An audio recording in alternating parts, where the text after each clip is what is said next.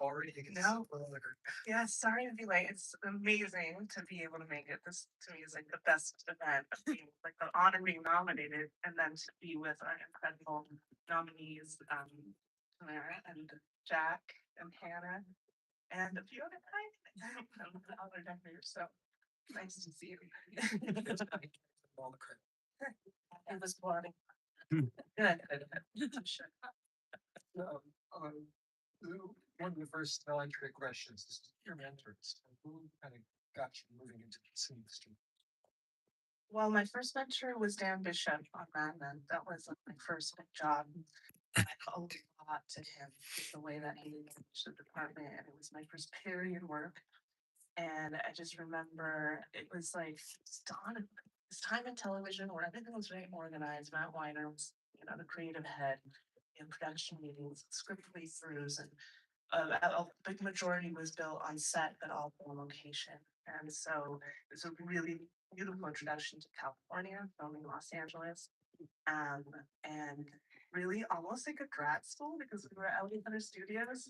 And so we would all just be at the art office and you still print plans, you take them down to construction office. And I just got to like see how I came from theater. So I got to really see like how film worked. And then KK Barrett is a huge part of my career and inspiration. We worked together on Her, and his sensibility is like a punk rock artist, and his sense of play. And another person's Jack Fisk, nominated with us, which is such a huge honor. I worked under Jack on a master, and that was my most small. Yes, working with Paul as well, and it's small in a way that it is like a family, and the sensibility of how to work on location, how to really be mindful and attentive to what's in front of you, and pivot and work with characters and work with light and I don't know, just like the nuance that is so apparent in all of Max films, and I feel so honored to have been able to be a part of that with it. Okay. Um, well, probably Dylan Kahn, who's here in the audience somewhere, was the first person to hire me in the art department. But then I had, through my career working for amazing decorators like Jan and Lori Gaffin, Gary Fettis, and then working with Bo Welch, Michael Viva. And it wasn't until, eventually I was a lead man forever, which I enjoyed. And I was given the opportunity as lead man to kind of take on sets, and that's what was the fun part. I never cared so much about being the decorator. Doing the work was always the funnest part. And it wasn't until working with Florencia on Licorice Pizza where she pushed me to make that jump, and then we did that one together. So just a long career working with amazing people and watching them, absorbing everything that they did and just keep learning. So one thing that people might think it's easy to do a set that's a little worn and down, and the people who don't have a whole lot of money, but it's actually really hard. It's hard to get it right. You all got it, you nailed it perfectly, but talk a little bit about that because it's not cheap either. We were talking about that earlier. Yeah, Florencia and Paul had scouted the movie for so long, 2 years. And so there was a good library of research on these guys. And it was just trying to nail the way that they lived, how you live up in the redwoods. But there was a lot of as you go up there and you would imagine in your brain what it was like, but until you go up there and you visit these homes, you see those unimaginable things. And it's a lot of it wasn't, the easy way to do this movie is, you go scout, you come back to LA, and there's a million prop houses in LA, and you just go pack everything up and you load it in 40 footers and take up there and dress it. But it's not the way Paul or Flo wanted this movie to be. And it was going up to these communities and sourcing things from local first stores, people, you know, and Facebook Marketplace, which was my lead man's Achilles heel because you know there usually when you buy something on Facebook Marketplace, you're buying it from people who work during the day, so they're not available for the evening. And you send a truck all the way 2 hours to go pick up something, and they're not there. And you're gonna get through. But it was important. It was important for the aesthetic of the movie to have, you know, like Bob's couch that he smokes weed on. I don't know, Jews all day long. Like we got that from a guy from the street in Eureka who always smokes weed and watches. So like, you know, because you can buy something new and you can wear it, but like, I don't know, it's just not the same. There's something about observing. For all the students out there, I always tell people, observe the way people live. That you really embodying that. And take pictures. I constantly take pictures. And we always share them, you know. I mean, for a contemporary film, I think that is one of the largest challenges. Is where do you get the research? I mean, we had these like it's like a multiverse of characters, so it's very exciting because we got to become experts in a lot of different you know, explosives to wheat farms to radios, cars, stuff. And it's incredible this experience. You know, heavier things like the immigration camps. But it was, I think, a lot of our success and fun in discovering was to really document what we were seeing and collage that together to what we are storing. And the good fortune of scouting for that long was that we got this huge like Bible of research that we could lean on to. That was a really good way to study like the world around you because you can find a sign all of a sudden as you're walking down the street and that's like your biggest inspiration. You know, which actually one of those became the mural that's in the final scene with Sensei. When he says, "Come back and meet me in Sacred Heart," a local painter recreated that because that was in a sanctuary church that we couldn't film in, but it was so touching. And then in one night, you can the things I don't know. The contemporary location films always thought to be, well, what's the big deal? You find something and you shoot it. It's easy. Why are you funny? But you know, it's hard work. And also making those choices when you say, well, we're gonna stop to build something.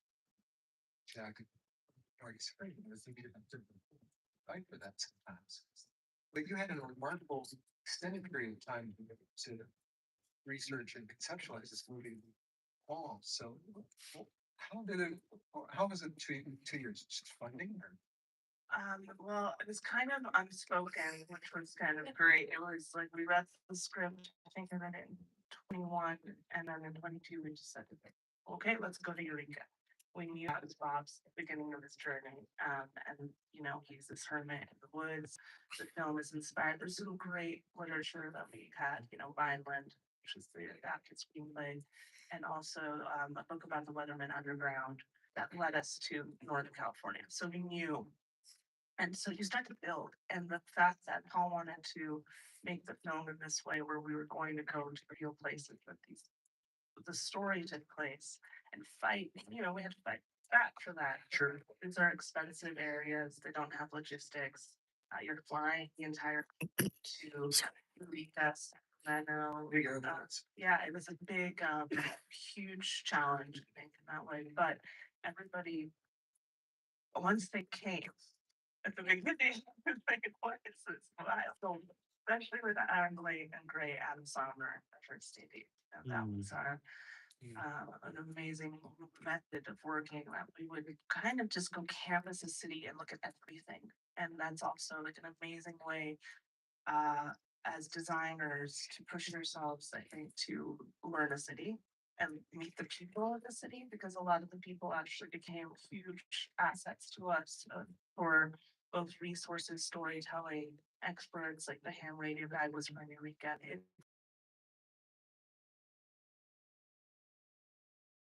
houses are built in redwoods, and every single house in Eureka, and Richard, the pottery artist, he makes them. So we invited him over and he helped us like learn how to make a bar. So you're learning and learning, and you can only do that. We could only do that. I think I feel very honored, privileged that we had the time. We had it at the top. It was like we're gonna take the time to like sculpt and create the stone. Um, and then logistic wise, I mean, the choices get hard because, as you said, so you kind of have this abundance of riches at a certain point. We would scout and canvas all these cities like Eureka and Sacramento, others, Fresno, Bakersfield, So El Paso, that didn't even make the film. In El Paso, we went because we thought it was incredible border town and we wanted to learn the story. And we were surprised that, like, oh my God, this is a magnificent city, to Seattle that could work for our fictional backhand cross. So even though it was in the desert, that was our stitch of using Eureka and all the daytime scenes with the redwoods. And then once Bob crosses over into Sunsets, into the urban area, that's actually all shot in El Paso. And where did the spoiler alert at the end of the movie be undulating roads that actually become almost a character in themselves? Was we call it like the gods because you been scouting for almost 3 years at that point, and I mean we've gone places I've never seen in California. That was also just a great gift. And we were driving up Lone Pine, down towards Calexico, Borrego Springs, and it was through being very specific about what we wanted for Camp 1776, where Willa gets dropped off, and then the big fight scene happens. That it was the one moment that I thought it was really important to have the water. There's the crossing, the border crossing of the Rio Grande, and we purposely just stayed away from the ocean on this film. It was part of our story, our texture. It's like, okay, Michael, like we have our location manager, tremendous, Michael Blazer, who was such a partner in all this too. Because we would be scouting and say, okay, we went to the high school, this restaurant, this taco restaurant. Good luck. Here's the napkin of everyone's phone number. And that was the joy of this, is that everybody was good to work in this way. We were seeing what it meant to us and what it meant to the story. But so we get to 3.5 hour drive to the border of Arizona, and there's this great like day use trailer area. It's great. This is gonna work wonderful. And we took the long road back to Borrego Springs, and that's the left. It's like take the long road back, and suddenly we turn left instead of right, and the road just started crescendoing. And sometimes some of the action in the script was like TBD, action TBD. And this was an action TBD moment. All that being when developed scene. It was just perfect. It was perfect. Yeah, well, that's the joy of location scouting, because you go out with a fixed opinion of what you're looking for, and you discover something you would never imagine.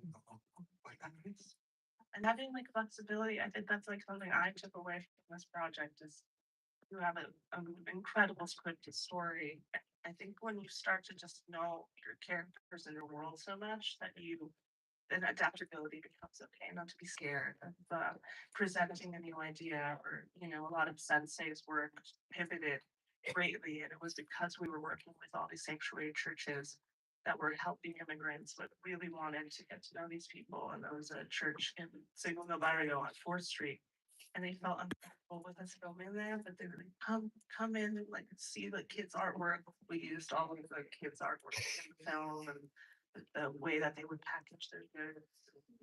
But we started to go underground, and they started talking about all these tunnels. And throughout the whole process of location, like there's tunnels, and we're like, we never saw these tunnels. They're boarded up, I think. But that started to lead to this like Harriet Tubman situation for Sensei, and then he latches onto that. Paul latches onto something, and they go running. And so it's such a joy when like everyone is just open to still keeping it in a think tank. And that was Sensei's home and all the surrounding, all the people that were living there. It was just so beautiful. How did you? I heard did I hear something about having to haul things in through the window? Yeah, so, since his apartment was built in this big loft, the permanent, yeah, but there was no elevator, there were stairs to get up there, but the stairs were really steep. And then it had a ceiling, so the only thing that really carry up the stairs was a box. So construction removed a window in the loft and then heady found all the raw lumber through the window, built the set, and then all of our set dress, every piece had to go through the window. And you have refrigerators and stuff. Oh, I'll Kitchens and my living- poor set dressers, and we were supposed to shoot El Paso in February. And they moved it because, Benicia wasn't available. So Paul wanted Benicia, so we moved it to July. And I don't know if anybody's in El Paso, Texas in July, but it's really cold.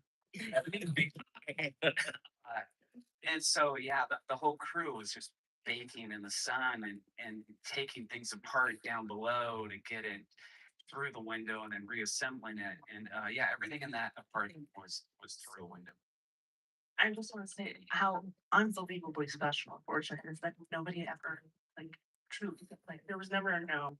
And when we walked up, as Anthony said, the actual only way in the beginning was through the trap door that Sensei, which was at the back store.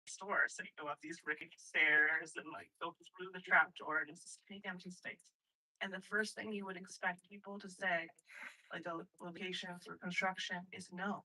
Like, this is a bad idea. Like, why are we building an 8-bedroom apartment with a 100-foot hallway on location? Like, no, but And how do we get the dolly up there? yeah, and so it was just like, yeah, let's do it. And so it's just nice because I think also like not being scared of those types of challenges because then they bring us so much reward. Like we were able to create this labyrinth for the actors, for the camera, where you start at the perfume shop, you go upstairs to the sanctuary, you go through all the apartments, and then you actually go up to the tops and you jump through.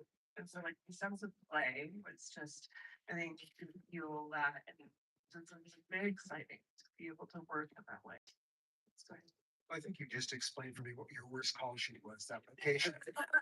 Well, El Paso, I mean, I don't think there was a call. I mean, That's your. Because of the fact that maybe El Paso was very gracious to us, so the whole downtown was like a backlot, because it's basically shuttered. You know, you go to Bakersfield's Fresno, El Paso, these downtowns are shuttered. It's so sad to see, but this was very fortunate. There was a Starbucks or fast food to cover. And so that allowed us to just kind of have everything available all the time. So, you know, it'd be like scouting for the next day or two before we had to look at right shoes. So it was very like, yeah, we were in that. But I think the beginning of the film, we ended up reviewing in San Diego at the end of shooting. And so I think a lot of people learned that in the call sheet. that was, when Flo told me about that. We were in El Paso and it was like 2 weeks. We were going in El Paso and then I had to get that set ready in like 2 weeks. So of course I get on a plane and come back to LA and go to San Diego. Yeah, the whole beginning of the movie. Yeah. Yeah, it's a challenge. And the other thing we did was blow up the bank, right? Yeah. It's an amazing like serendipity, it, like follows you everywhere if you keep your like antenna and spidey sense up. The second we drove into Sacramento, bank for lease sign. Like, that's cool. That perfect empty van sitting in the middle of the city. Take a photo of it. Realtor comes to meet you the next day, and it was like, completely abandoned and shuttered. Just like, what if we blow that? There's no way. 6 months later. And you know, it's like just a team effort. It's like communication. It's a lot of people. It's now it's, you know, we make it sound so simple, but there's special effects and multiple rigs and changing out all the glass specific. So it was a big move. It's pretty amazing to be in the middle of downtown Sacramento, 5 blocks from the Capitol. Blowing the bank. And all those chase scenes, you know, there's that was actually also, I will take this with me in doing like car work and stuff work that when you want to do high realism, obviously they're stylized, but in our case, we really wanted to stick to what actually happened. And you watch these YouTube videos of car chases and car crash, they're pretty banal. Like, not a lot happens, you know. People are just kind of like ding, crash into each other. And so that was also a really cool challenge to vocalize that to all the stunt teams and effects and say, like, no, we just kind of want them to smash into each other just a little bit. And like, oh, no, we can T-bone, we can do it so we can flip the car. Like, no, we just kind of just want to drive. And but then the fact that we got to do it in the middle of the circuit, that's like the value. So that amazing juxtaposition of being on like that famous yellow bridge that comes in. And what you're seeing is just kind of simple and honest, but it's just in the place where it should be. Well, great work. Great.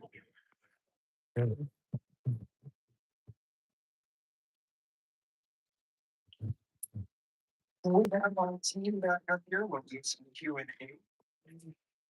Everyone, yes.